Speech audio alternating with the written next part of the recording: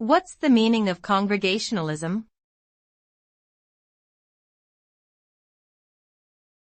Congregationalism.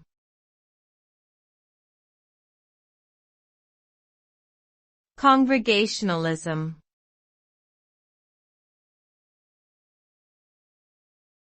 Congregationalism.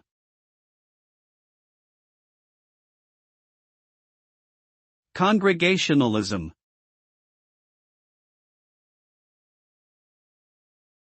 Congregationalism is a form of Christian church governance that emphasizes the autonomy of each individual congregation.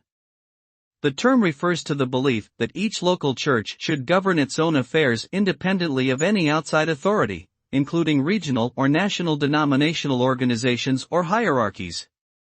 This means that decisions about worship, doctrine, and church practices are made by the members of each individual congregation rather than being handed down from a central authority.